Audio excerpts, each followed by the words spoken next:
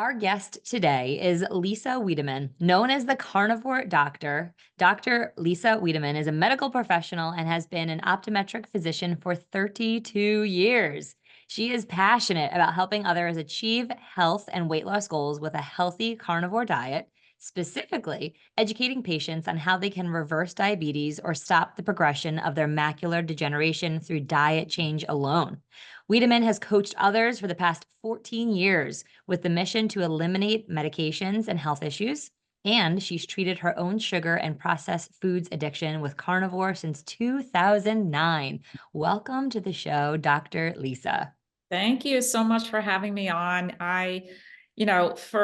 For all these years, I've just after finding how incredibly powerful this change in way of eating is, I just really became very passionate about sharing that and trying to uncover the truth for people because we're just so misinformed about what's healthy and what's not healthy. I mean, I went through my whole stint of, back in, I guess, high school, college of low fat, so it was angel hair pasta, like pretty much dry rice cakes, all this stuff and fearing the fat. And then of course, margarine instead of butter, right? That's what you eat. And it just was really important to me once the veil lifted and I understood and I realized how much we are misinformed as far as statins. I mean, I cringe at how many people are put on statins incorrectly. And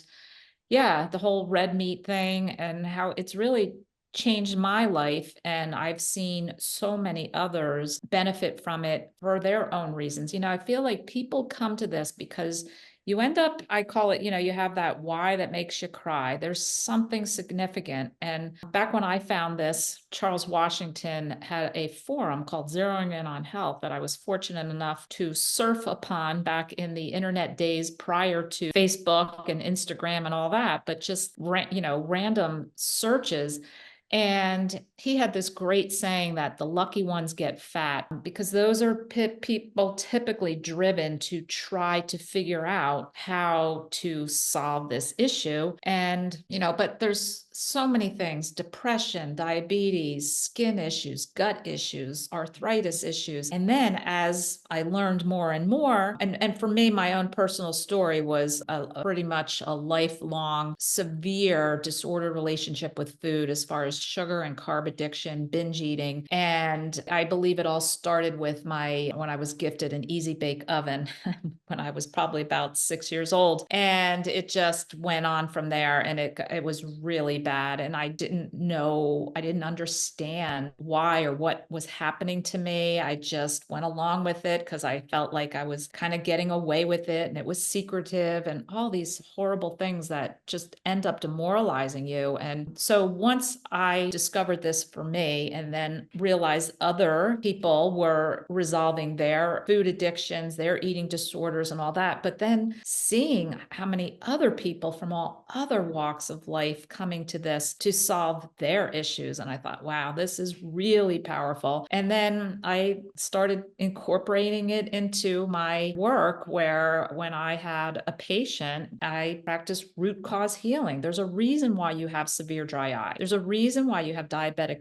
maculopathy. There's a reason behind these things. And, people who would have pretty severe inflammatory uveitis stems from an autoimmune systemic issue that then presents itself as a bilateral, both eye inflammation. And all of a sudden I'm like, okay, I'm not just treating these with the medication drops just to try to put steroid on it to quiet it down. I have to start really practicing as root cause and why is this happening and how to correct it, which, well, lo and behold, let's change your diet. And I've had people come in for their follow-ups literally in tears hugging me and so thankful and grateful that they have never felt this good in their life, and, all sorts of really rewarding things. So that really has just propelled me to just continue on and try to spread the word and get people to understand that, yeah, this sounds crazy, but I'm actually eating normal. The rest of them out there eating pizza, pasta, cookies, chips, ice cream, nachos, grande, you name it. That's not normal. That's not what humans plopped on this earth were intended to eat. And that's really kind of the message. Outstanding, and one that we definitely resonate with.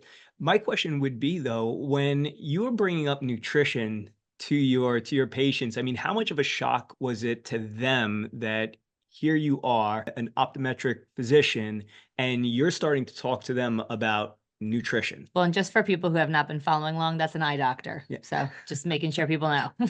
Yeah, yeah, Mike, that's such an important but really difficult topic, because it is technically not under my standard of care, okay? Because of course, there's only certain people that are professionally trained dietitians and nutritionists, right? So I could get myself into hot water, very hot water, which I did, but I couldn't bite my tongue. I was like, I had a printout, and it would have different YouTube things that they needed, some books and some things that they needed. And I started trying to more quietly educate. But let's just go back to the ones where, let's say I am going to try to recommend this. It's so interesting the way people really are able to take in this kind of information. Some are on the edge of the exam chair, just can't wait to hear what I'm going to say. What do I have to do? What do you mean I can reverse my diabetes? You just showed me I've got some dot and blot hemorrhages in my eye. You just told me what these things are, and you showed me with the blood. What do I have to do? And I go, all right,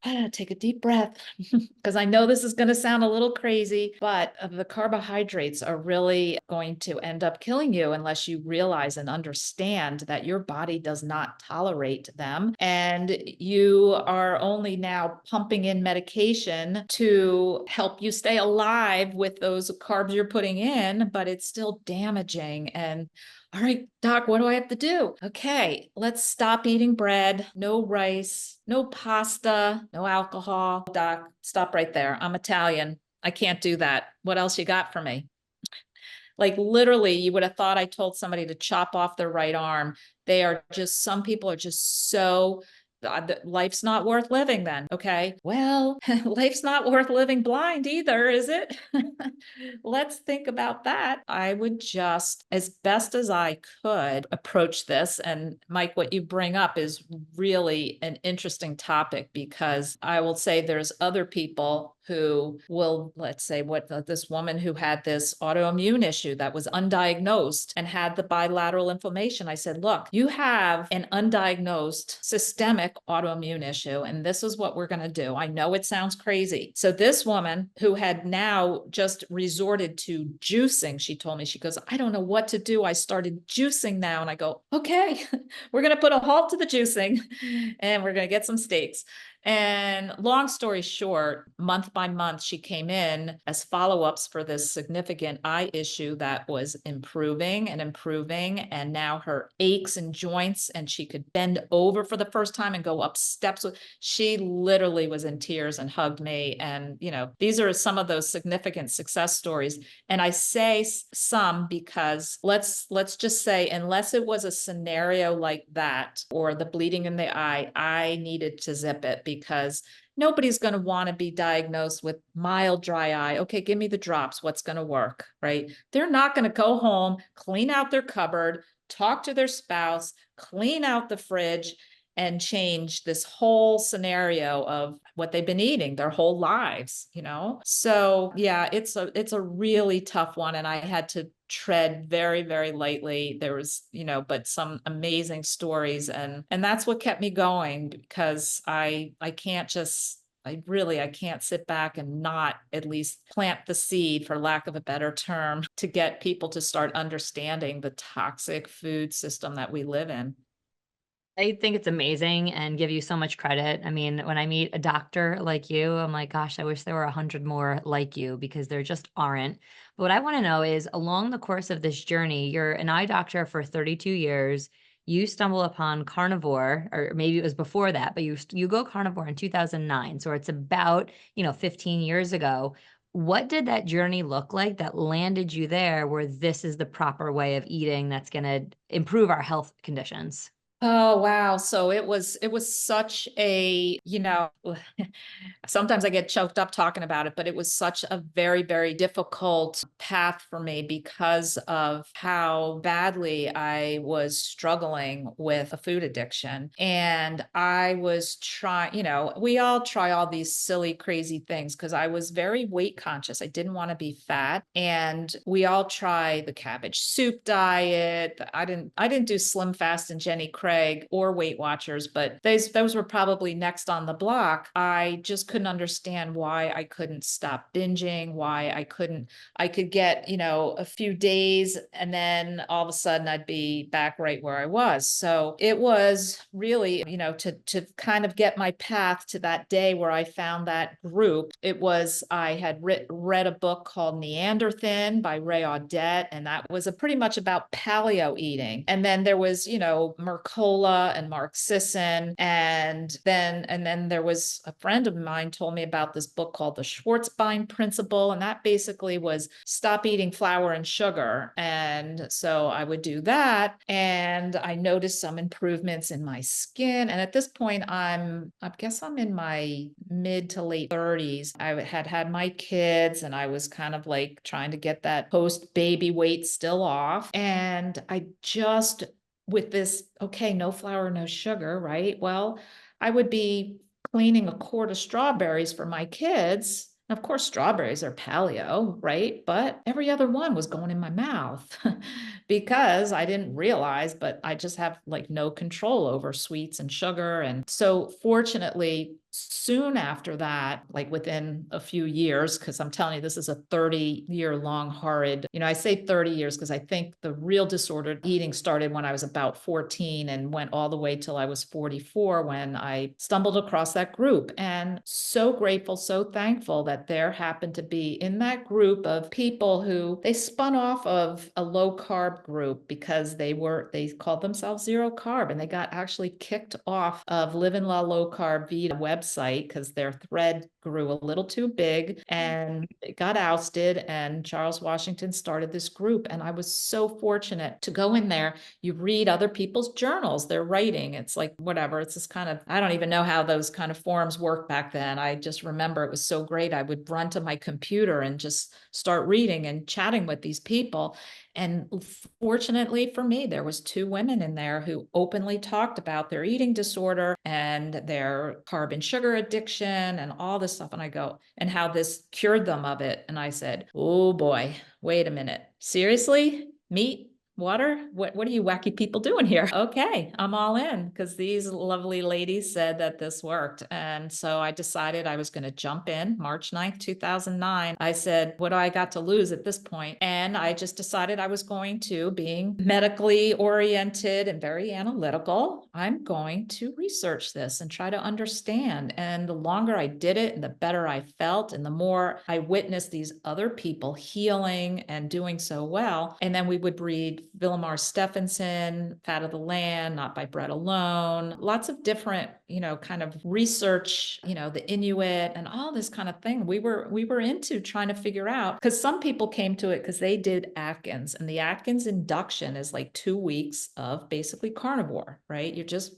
basically, that's what it is, right? Fatty meat and eggs and whatever, right? So these people that had done so well on induction were saying, well, why do we have to stop? Because every time on Atkins, when you are then told to start climbing the carb ladder, so everybody says, I lost tons of weight on Atkins, but I gained it all back. Why? Because you climb the carb ladder and you go back into those foods that are comfort foods. And then, we could talk about people who, and I'm not saying just, I'm not categorizing everybody in an eating disorder, but there are disordered eaters. And I think there's a lot of eating disorder. And I think what happens is many people turn to food for comfort, to fill an emotional void, to numb ourselves from a current emotion. whether it's anxiety, loneliness, anger, depression, whatever it is, we learn just as humans going through life, we've, I guess, kind of learned what gives us a little dopamine hit, whether it's shopping addiction, pornography, gambling, cigarettes, alcohol, cocaine, whatever it is, food, sugar. And the problem is that sugar and food is so normalized. It's not really considered an addiction. Like, you can't be addicted to food. Everybody's got to eat. Oh yeah, well, not everybody's got to eat donuts and Pop-Tarts, right? But we can be addicted to them.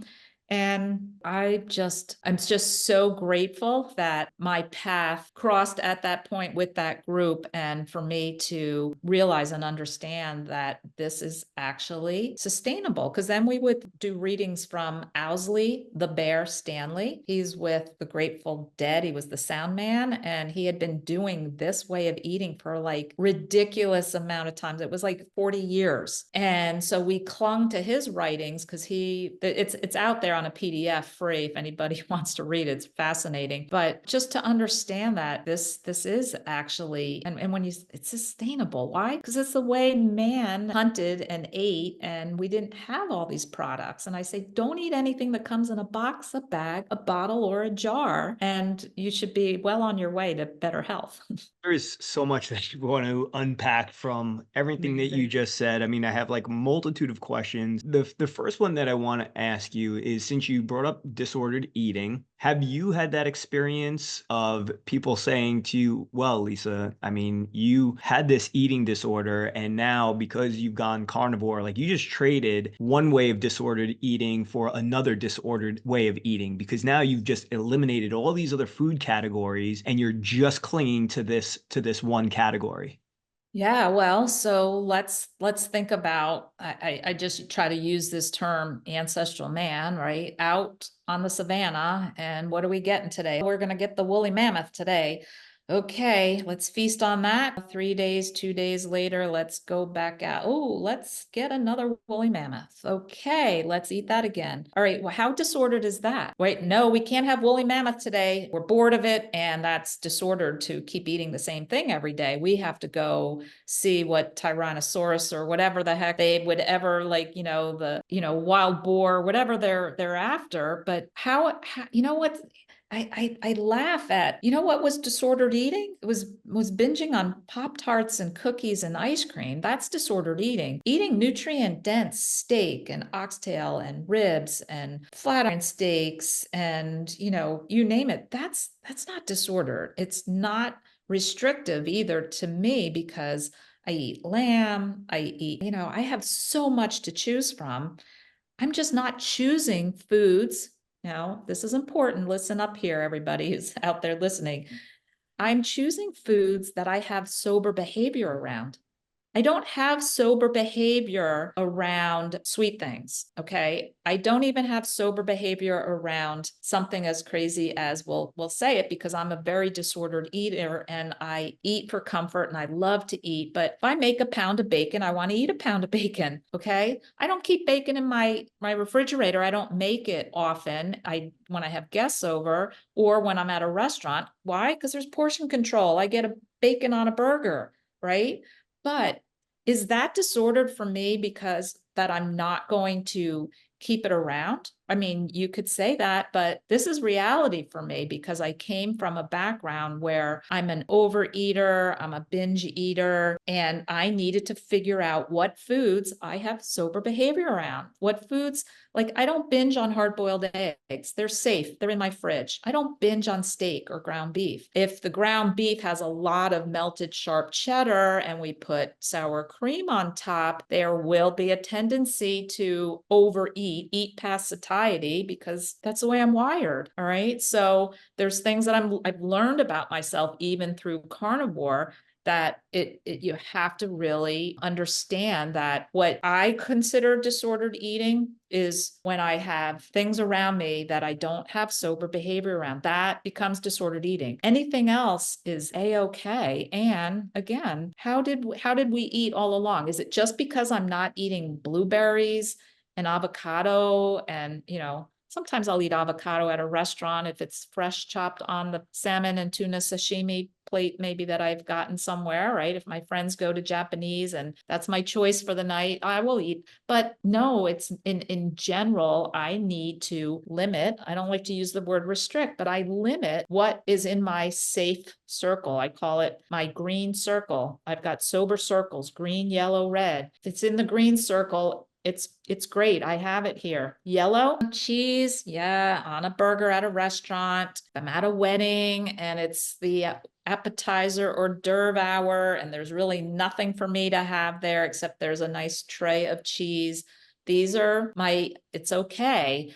Red, it's anything and everything that I can't stop eating. And I know maybe I'm in more of the minority of people who are listening and they can't relate to me of how disordered my eating was, but I feel really comfortable knowing that I can eat any and every type of meat, beef, lamb, you name it. And I eat seafood, salmon, sardines. We can get into the sardine challenge, but it's very difficult for me to listen to people say, you need to learn how to moderate it. And I cringe when I hear stories of people who come to me that are in like my coaching groups and they say, yeah, I really had a bad eating disorder and I went to a treatment facility and they literally sat me in front of a cupcake and I was not allowed to get up until I ate the cupcake. And that's just so wrong. That's like telling an alcoholic, here, you have to have this shot of tequila. You need to learn how to moderate this and how to deal with it. It's just so wrong. And it's because people don't understand this is really, truly an addiction.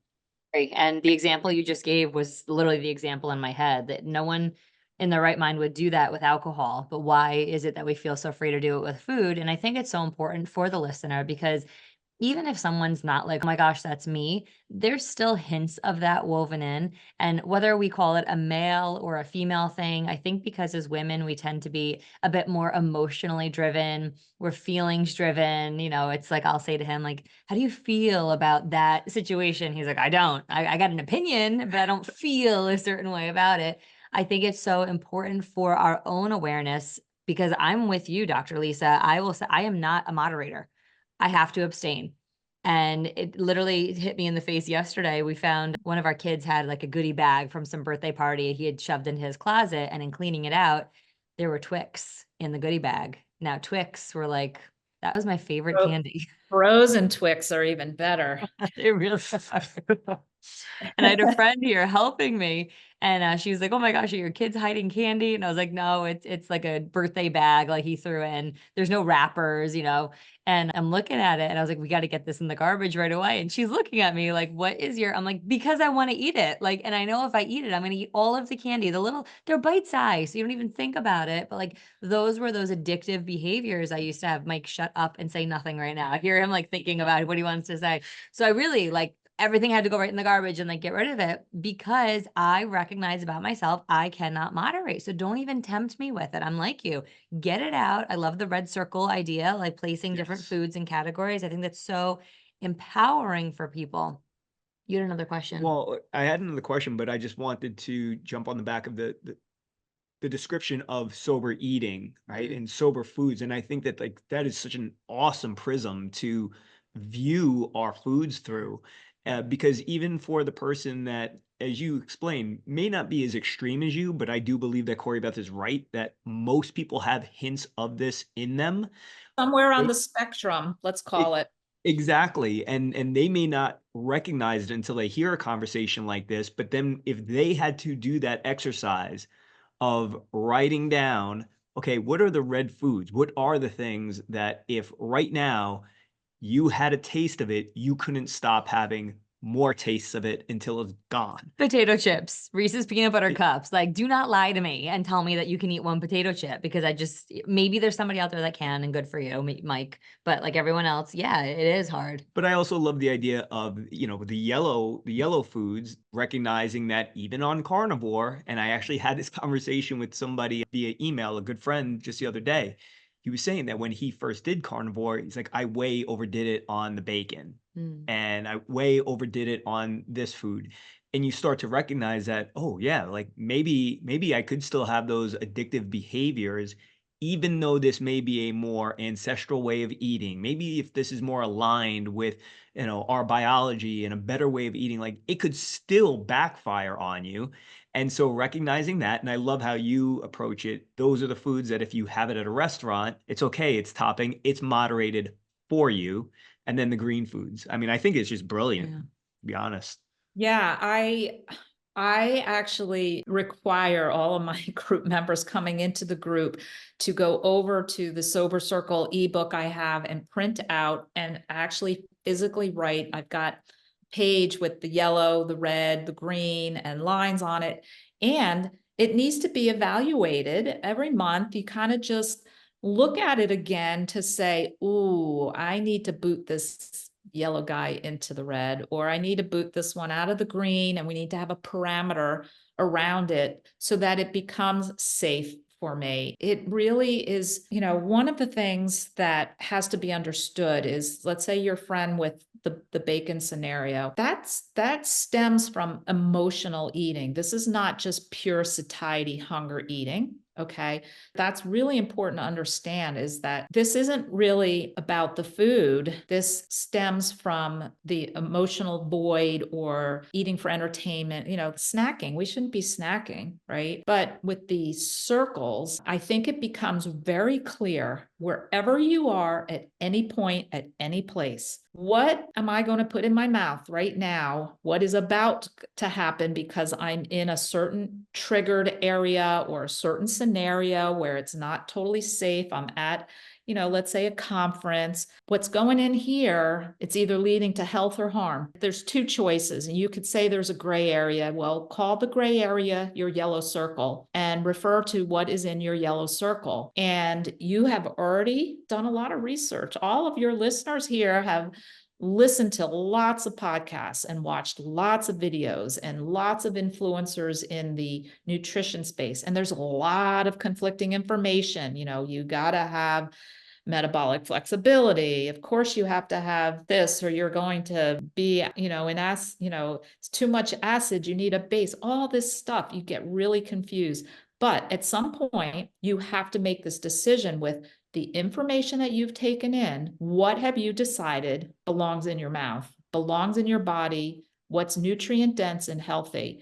And if it's not, we have to address it as, is it in the red circle? And you abstain. And I mean, absolute abstain. I mean, yeah, in general, we should just say everybody in the red circle should have the processed foods, the seed oils, the grains, sugars, right? But there's some people out there who might think that they can moderate some ice cream sometimes, and maybe for some people they can. Most people who are anywhere in my world, it's a definite no, but you have to figure that out and learn it. There would be people who will, oh, it's keto ice cream, it's Halo, it's whatever, right? Well, that's just changing seats on the Titanic. You're still going down, buddy. There's just no way around it, because when you put any taste of sweet that's hitting the sweet sensors, it's going to continue the cravings. And that's why I say that the whole fake keto movement, which is, all the products that the companies are selling that use the word keto on it. And then, of course, there's all these keto influencers with keto recipe books. These are the people that end up coming to me and saying, yeah, I just couldn't moderate those keto brownies, and I'm just not working anymore. Really? Okay, well, let's get on it here then. Let's get out your green and yellow and red circles and decide where these things go. I love that approach so much. And we ran into that too ourselves. I was making peanut butter bars and fat bombs and all these things. Like, it's fine, it's stevia, and I myself have made almost like a U-turn on stevia. I would love to know for you what your position is on sweeteners and artificial sweeteners. Yeah, that's just kind of what I was saying there. It's a dead set no, because it's changing seats on the Titanic. You're still going down. There's no freedom and peace around that type of food, because it's calling your name, or you're looking up another recipe to make another, and especially people get really hooked into those coffee drinks with the stevia sweetened protein powders. And now you got the caffeine and then the warmth and the ritual of the coffee, and you add in the sweetener, and it's off to the races. And You know, people can say, well, I do fine on that. Really? You put it in your body every day? Oh, yeah. Sometimes twice a day, you know, and okay, are you off all meds, have no diagnosis, and at a metabolically lean body weight? If the answer is no, then there's changes that need to be made, and some of them are the ones that you most don't want to make. But yeah, the sweeteners, it's bad news for anybody who comes from a carb, sugar, processed food addicted world. Your experience, do you typically have people you coach go totally cold turkey off? Do you whittle it down? What would be your advice or approach? Yeah, that's a tough one because some people say, well, if it had to be that way, then I just couldn't do it at all. So I got to tell you though, well, let's just talk about this other aspect of trying to clean up somebody's errant ways, right? Let's talk about Diet Coke. Let's talk about gum chewing. Right? These are things that are so highly addictive that people think nothing of. And they're like, oh yeah, I'm carnivore. It's like, but and then they're still kind of struggling and they still have issues with joint pain and sleep issues or headaches. And I go, all right, well, what exactly are you putting in your mouth? And then when I get down to it, oh yeah, I chew gum. I need to because my breath and I talk with whatever their little addictive mind wants to convince themselves of. And I go, okay, you're going to go in your house and your office and your car and the kitchen and the bathroom, everywhere that you've got all that gum tucked, because it's everywhere, and throw it all out. And there's a few reasons behind that, because the sweetener, number one, is just driving, of course you put a fresh piece in after you chew it for 20 minutes because now you need another hit, right? But when you're chewing and the jaw is moving, our bodies are such intricate machines. Your brain is saying, food is coming down because the jaw is moving, but it's just gum, right? But it starts prepping the GI tract, and all sorts of complicated biochemical reactions start happening, and nothing's coming down but a little saliva with chemicals that you're swallowing. And so I usually try to get people to understand some of these big things to begin with that they're doing, and just start understanding the enormity of the issue. And it's bit by bit usually that people will, and they come and they do a challenge, and they do a 30-day challenge. I go, okay, can you do it for one day? Yeah, of course I could do it for a day. All right, we're going to do it for 30 days. And then it kind of that's the way I'm really much more of a rip the Band-Aid off. I tell somebody, well, you're just going to not have this, and then you're just going to not have that. And then it just gets so muddled and wishy-washy. Wait, which did I give up? What am I still having? And if you get people to really do an elimination diet and stick to it and reap some benefits of it and start feeling the freedom from it, it's so much easier. It's interesting, the difference in perspective that someone like you, as a veteran, I'm going to say, with respect to not just doing a carnivore diet, but like just dealing with these nutritional disorders in general, versus the person who is just stepping into this. You said something that I thought you could only have this perspective, which is the gum chewing. You basically said that, hey, it's a big deal. Like, it's a big deal. Someone else who's hearing this for the first time, who's just trying to make this, they're like, really? Chewing gum's a big deal? What's wrong with this lady? Exactly. But it's just interesting, the difference in perspective, because you've seen what it can lead to. And I think that more people need to understand that there is no little thing when it comes to any type of disordered eating. Like, everything is actually a big deal. So if you're sitting there or watching this, listening to it and saying, no, come on, they're like going off the reservation. It's like, I'm totally fine chewing my gum, but yet, like you mentioned, they're not in great metabolic health. You have to start to examine, what are these, quote, little things, which are actually big things. And one of my favorite quotes is always that big doors swing on small hinges. And sometimes, we use that typically as a positive affirmation, but in this instance, you could see it as a negative one. Those little things that you're doing are still causing this big, heavy door that you're trying to shut to swing wide open. Yeah, and one of the things to say to that person who's an avid gum chewer and thinks like, well, what's a big deal? Give it up for 7 days. Just do it. Just 7 days, just give me 7. And you will learn a whole lot about yourself just from that aspect, that perspective of, oh, wait, really? And they start going nuts. And they start, so speaking of nuts, I have no sober behavior around nuts. That's another keto food.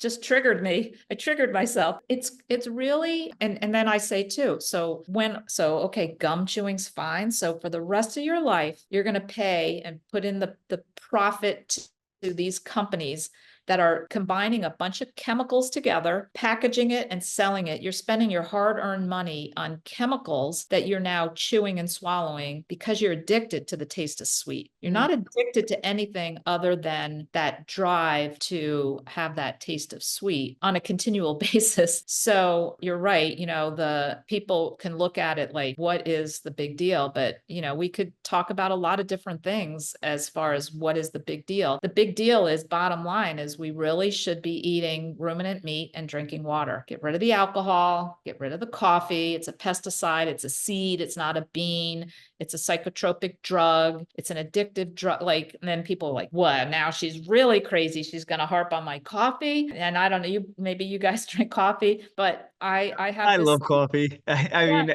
and I that's the love one it thing that, too. yeah. I've loved it too. I've drank it. Oh my gosh, it's the smell, the warmth, the ritual. It's awesome. But you're bathing your microbiome in like 700 different chemicals that are in there, including the pesticide, and it's binding to your adenosine receptors, and it could go on and on. It's, and I say you're just bathing your microbiome in that, first of all, and then what it does to your sleep, just in general, it's not a health food. We are intended as humans to drink water. We weren't intended to burn some seeds and crush them and pour boiling water over it and then put it in our body. So I love how everything is just back to logic for you. I resonate with it so much. And the coffee conversation and the gum conversation are interesting ones because it is so easy to slide into something else. Like I'll oftentimes pick up a pack of gum, not religiously, not regularly.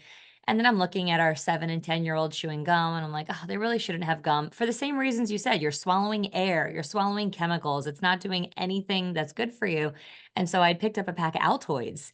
And for a little while, we had Altoids. Well, those are like a really great, fake swap for like, I'm not chewing gum, but I'm doing Altoids. Well, lo and behold, we then moved to cinnamon Altoids because who doesn't like cinnamon? And I'm like, oh my gosh, red 40. We were getting headaches. So like we immediately cut those out. And the same thing with coffee. I actually, not for any health reason, but just because coffee was so addictive for me since age 16, in January, I said, no more coffee. So we're 6 months. I can count on one hand the number of coffees that I've had, maybe actually a hand and 2 fingers, actually, if I think about it. Because recently we were away and I'm like, I'll take an iced coffee. We're on the lacrosse field for like 6 hours. I'll take the coffee. I didn't realize how much it upsets my stomach. My stomach gets so upset. I have to go to the bathroom. But in that trade, my brain was like, you know what? I'll just buy this Celsius drink. And so probably for, what was it, 3 weeks, 4 Yeah, weeks? probably like that. I was drinking Celsius drinks. And then I see this TikTok about, Celsius. This is going to make a lot of people cry. They basically go to fecal matter sewage plants and they take the top skim of poop and they burn it and they do all these things to it. And that's what goes in your Celsius can. Like I almost vomited when I watched this video. Of course, he sent it to me like, I think Celsius. But I just want to point to, we're in the industry. We do this every single day and how easy it is to make excuses for yourself. Like, I'm not having coffee, I'm having Celsius, right? I still wanted the caffeine. So I'm now at a point where it's no caffeine. And I'll be honest, like there are some days I get kind of tired. Like even sitting here right now, I'm like, oh, right. I could really just use a little bit of caffeine, but I think it's so amazing to become so in tune with your body and aware of your body. Guess what? Maybe you need to sit with yourself and be quiet for 5 minutes is actually what you need, and not just to keep sugaring or caffeining yourself or alcoholing yourself up to numb yourself from what's actually happening in your body, because then you can finally become in tune with who you are and what you want and your likes and your desires and your preferences. And it's such a more beautiful place to live. So for whoever is listening, that's like, well, I don't do gum. Yeah, but do you do Tic Tacs? And you're like, I don't do coffee. Hold on though. Like, what else are you doing? Because it's so easy to get caught in that little excuse making lie. We literally just did it a month ago. Yeah, and really everything has to come down to like even that Celsius thing. I am not going to pay my hard-earned money for this concoction of chemicals. Oh, Right. And is it of benefit to me? No, water. I have flat water or carbonated water, mineral water. That's what goes in my body. And that's what is meant to hydrate our bodies. And anything else, our bodies have to start compensating for things that you put in there. And I know it's tough. And I say, it's typically that last 10% of stuff that you so tightly cling to is what you most need to actually change and give up. So let's just swallow that one for a little bit, because it's tough. Change is hard. Change is really hard. We like comfort. We like routine. We like to belong. We're going out for a cup of coffee. It's all kind of, and that's how people kind of get wrapped also with the alcohol thing. Well, it's kind of like what we do, and it's this and it's that. And it's like, okay, well, you know what? You just have to say, you know what? That's not benefiting my body. And then of course, there's the flip side. Anybody can just say, well, I'm going to die of something. And, if I can't have that, then I might as well die. Like there's all that. You only live once. And, we could just go on and on about different excuses that we want to make. But ultimately, I feel like without our health, we have nothing. And that's really ultimately what we're all striving for. Aside from it'd be nice to live a little bit longer to be able to enjoy, you work hard, and there's that too. But I know it's not easy. It really is not easy. I say the rules are simple, but it's not easy.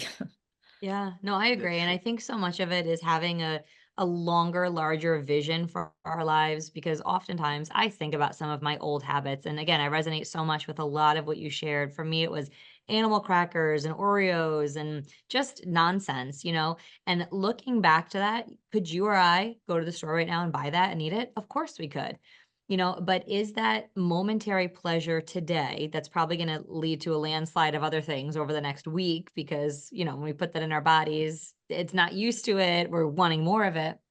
Or again, there's no guarantees in life, but what if someone were to say, like, you could have that now today, or you could have a drink every single night because it makes you feel good, after work, but you're going to live the last 10 years of your life with dementia. Like, which would you like? You're going to actually live the last 5 years of your life in a wheelchair. Which would you like? Or in assisted living or whatever it's going to be. And again, there's no guarantees in any of this, but I oftentimes think of that. Like, what is the life that we want to lead and live in the legacy for our children? I don't want my kid wiping my butt. I don't want to live in an assisted care, like nursing home. I don't want to not remember who my family is. That is all dictated by what we're putting in our body today. And I think when we have that longer term vision, some of these decisions, even though, like you said, they're hard, it becomes so much easier for us to make them.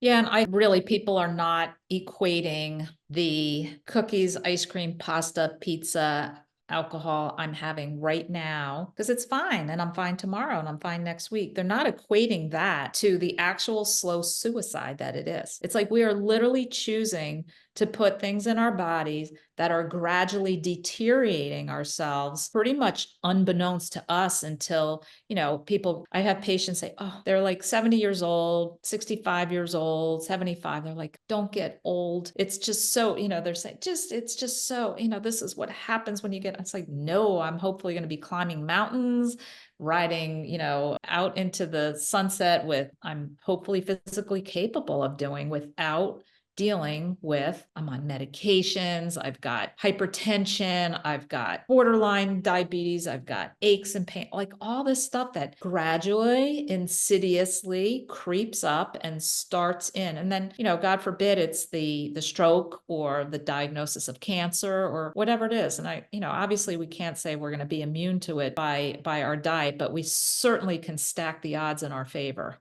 Absolutely. I mean, I think at the end of the day, we've all heard the phrase ignorance is bliss. And I think that that's where a lot of people are living today. They are living for the blissful moment.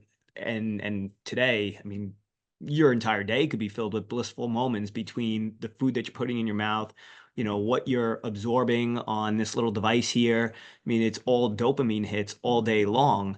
And until people start to know and understand that, hey, these are the consequences of this, they're going to continue to do it. That's why conversations, I think, just like this are so important, because people do not realize the damage that they're doing, or the way in which they are shortening their health span. So no, I mean, I think it's great. One thing that I wanted to bring up, I thought it was absolutely brilliant. I heard you say this on someone else's podcast. It may have been Judy Cho's. I can't quite remember. You were talking about the strategy that you use when you go out to eat. And I thought this was like one of the most brilliant pieces of advice, because, we hear from people all the time, like, well, what do you do when you go out to eat? What about the sides? How do you handle that situation? So can you just talk to everybody about your strategy with that?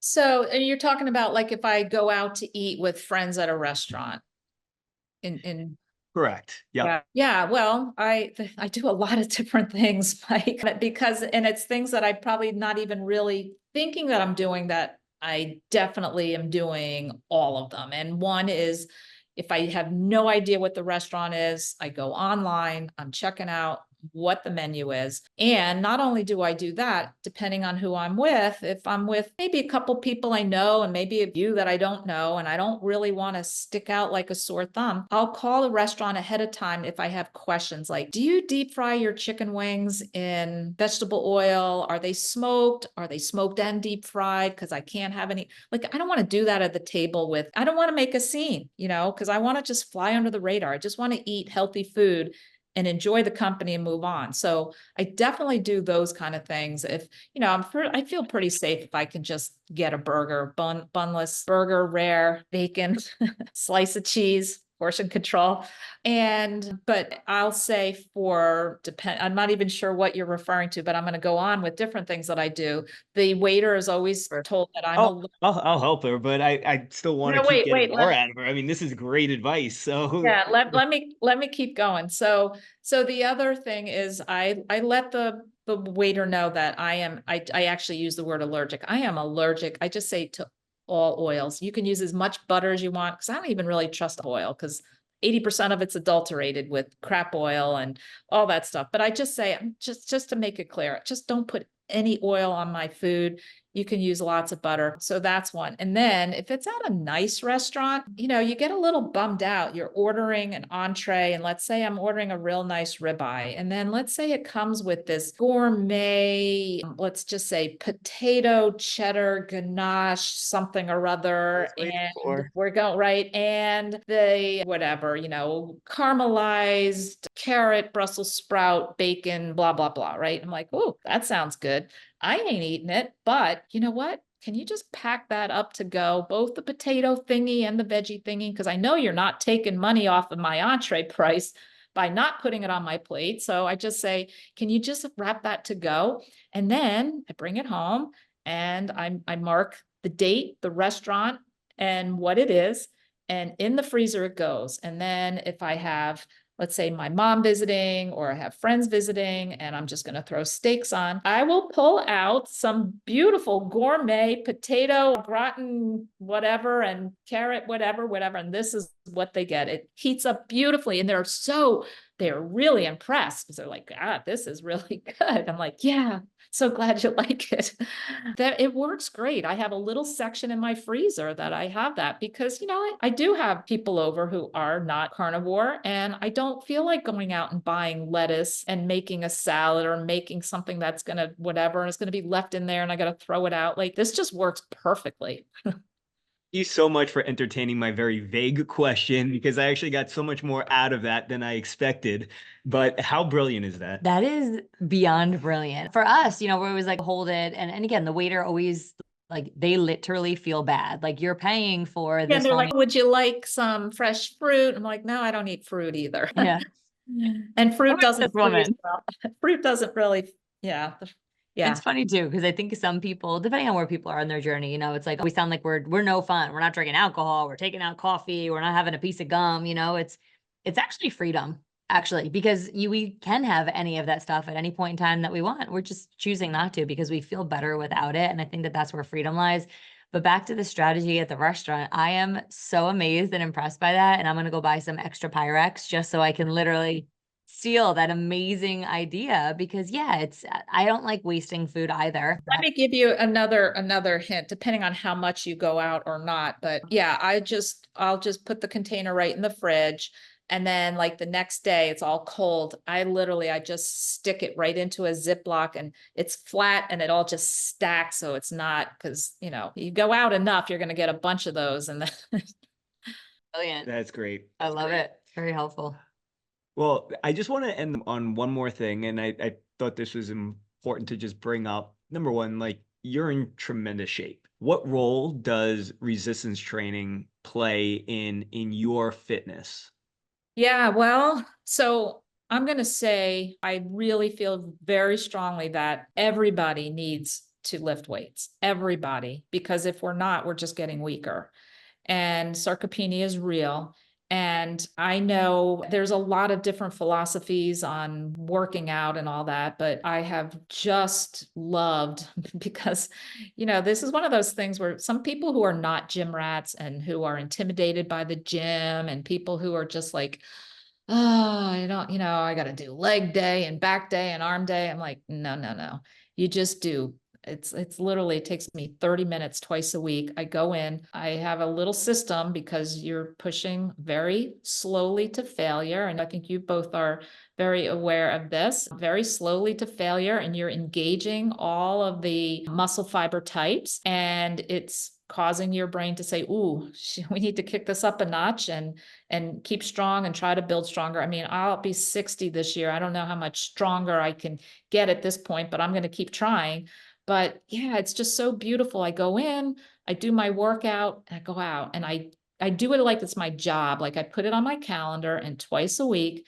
It's so stupid, silly, easy. And how some of these gyms now, Planet Fitness, $10 a month. I do the $25, so I get the massage and I can go to any Planet Fitness anywhere I travel. I mean, it's just ridiculous that anybody could contemplate not lifting weights. There's my take on that. Love that. And I think there couldn't be any more of an efficient and effective way of being healthy than implementing 2 30-minute resistance training workouts a week and eating carnivore. It's Yeah. like, I mean, to me, it doesn't get any more simple than that. Like I live my life by efficiency. Everything has to be efficient because otherwise, if it's overly complicated, I'm not going to do it. I'm not going to bother. I don't like details, right? It's like I just want just give me like the thing, right? That small hinge that's going to swing the big door. And for me, like those are my two door hinges. It's carnivore, it's resistance training. And it doesn't take a whole lot. To me, it is, one of Very those things simple. where it is very, very simple and effective. Yeah.